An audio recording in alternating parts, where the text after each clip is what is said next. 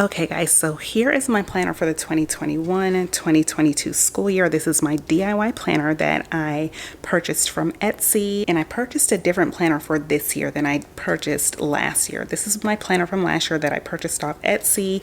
This one I think was just a little bit cheaper, which is why I went with it, and it had a lot of the things that I wanted in there. And you'll notice that the planner for this year is a wee bit smaller, a wee bit more narrow than the one from last year, which I am not mad about. That was like a whole fiasco and story in itself. I ended up not having to pay to get this planner spiral bound at Staples because they started cutting my planner and then realized that they didn't have the spiral binding, and it was a whole situation. Anyway, they figured it out and it did end up getting done, but I was there for a really long time. So for my troubles, they just wrote it off, charged it off, whatever you want to call it. So I want to show you my planner from last year. I used it for most of the year. At some point I stopped planning in it. You'll see this is like March.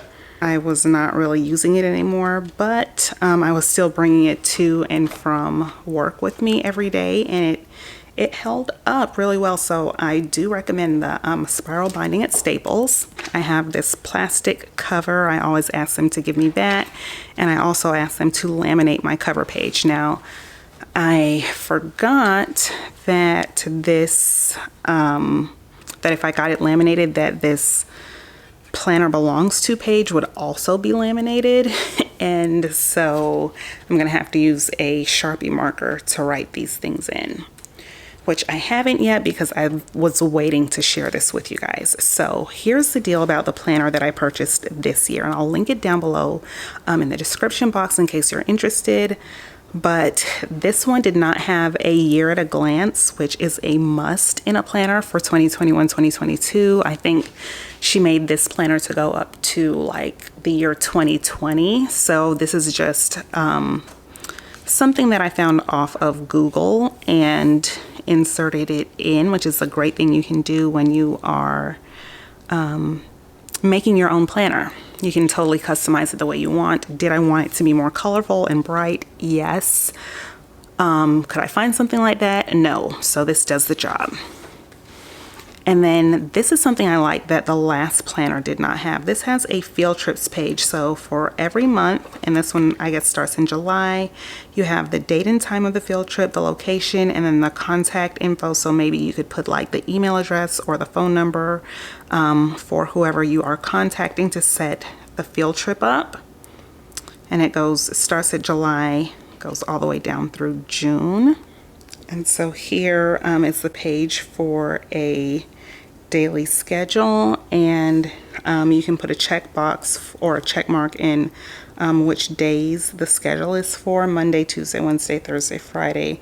Not sure why it has Saturday and Sunday, but it does. And it starts at 8 a.m., which is the time that my school day starts, and it goes all the way down through 4:45. So my school day is from 8 o'clock to 3:15, really 8 o'clock to 3 o'clock, because we have to be packed up and out by 3:05. So that's that. And typically, last year, I printed out 2 daily schedules, which I should have done this year, but I was putting this planner together, printing out all the pages at started at 11, finished at 2 something in the morning, so slipped my mind. And this is a page that I thought was really neat. This one is for classroom expenses. I have not seen that in a planner before. So you have your description, the budget, the actual amount you spent, the difference, and then a date or a note. And then down here you have your total expenses, and then overall, budgeted, actual, difference, and total. Teachers are constantly spending our own money on classroom supplies, so I thought this was really good, even though we can only write off $250 a year, which is baloney. And then here is a theme planner. So I guess if you are going to be teaching different themes each month, you can write the theme that you want to go with, and then any ideas that you have for that theme. And that's, again, starts in July and goes all the way down through June. And then, of course, what is a teacher planner without birthdays? A page for birthdays, especially if you're an elementary teacher. And then here she has the student checklist.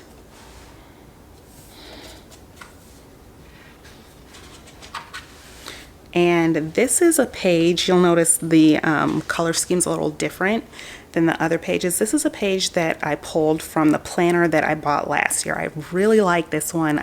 It's a must-have for me now in any planner, any teacher planner. So it's a website and password tracker. You have the website that you write down the name of the website, the login, username, and then the password. You know that as teachers we have dozens, well, maybe not dozens, but like a ton of websites, logins, and passwords to remember. And then this grid page for notes. I like this. My planner from last year did not include any grid pages, so I thought this was pretty nifty. I've been getting into hand lettering lately, so I might do some of that on this page. And then here you can see my hand lettering that I've started doing. And the monthly calendar, the way that she does hers, I think is really interesting. Like the Saturday and Sunday is split, so like you never run out of space down at the bottom. Our first day of school with students was the 11th, and I love the way that my school does, like, we always start on a Wednesday and the first 3 days are over at noon, and then the following week we have a full school day. So now this is, she has lots of different, the actual planner pages, there are lots of different ones that you can choose from, which is something that I really liked. I think she has maybe 5 or 6 different layouts for the actual planning pages, and something I really like is right up here you can write in the week number. So first week of August we were not, oh, or no, this was pre-planning. So I put that as week 0, and I've started making some stickers with my Cricut. I'll link the video up here where you guys can see how to make stickers using a Cricut. So that's what it looks like.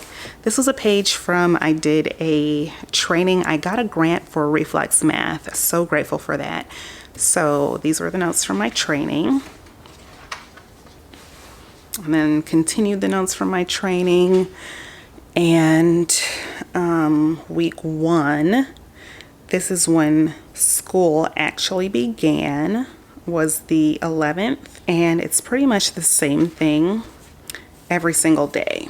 You have your subjects across here that you can write in the week number. I just write the month up here at the top. I write in the date over here next to the day of the week. And then on these, the very first line is where I am going to be writing the time for each subject. So again, the calendar is undated. You have to put in your own dates.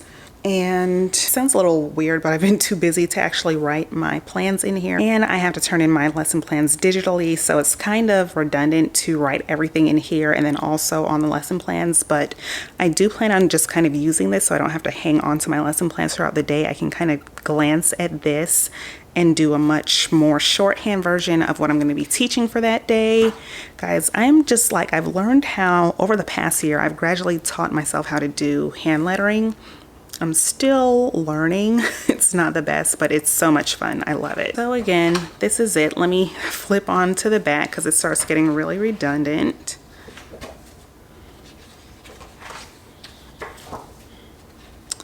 And our school year ends May 26th is probably our last day of school. And so after all of my lesson plans, I have a page for notes. I put in one of the dot grid pages, and I put in a lot of different notes pages.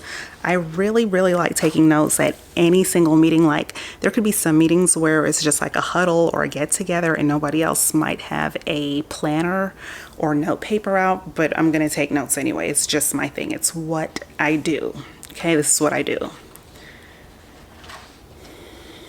Okay, so lots of note pages. And then something else that I did this year was I printed out our school calendar, but I made sure to print it out 2 pages on 1 sheet so that I can always have this handy with me. And then this is the back of the school calendar. These are stickers from my Happy Planner that I had 2 years ago, my Teacher Happy Planner, and I just have those paper clipped on there. And that's the back of the planner. So this is it, guys. And the paper that I use for this planner is perfect. It does not bleed through. These pens that I use when I'm taking notes, these are InkJoy gel pens, and you can see like it just doesn't bleed through. This paper is lighter than cardstock, but heavier than normal paper. And I have a video all about this paper being the best paper for a DIY planner. The only place I've been able to find it is on Amazon. But when I went to Staples, this is the first time that I found paper of a similar weight in Staples. Last year when I was making this planner, I could not find this paper anywhere.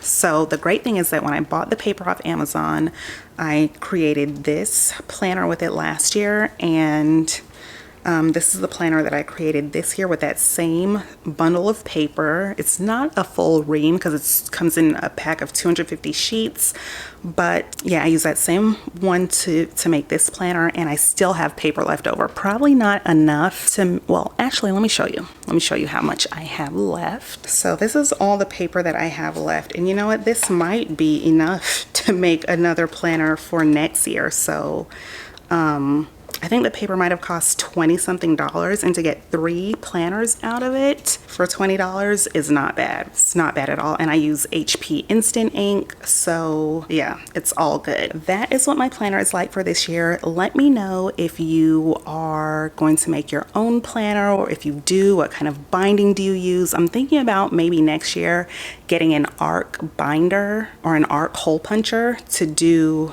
the ARC system instead. So let me know, what kind of planner are you using this year? And I'm looking forward to hearing from you. So I'll see you down below in the comments and in the next video. Thanks a bunch for watching, guys. Be sure to give this video a thumbs up if you haven't already. Totally helps out my channel a bunch, and I'll see you all in the next one. Be safe and be well.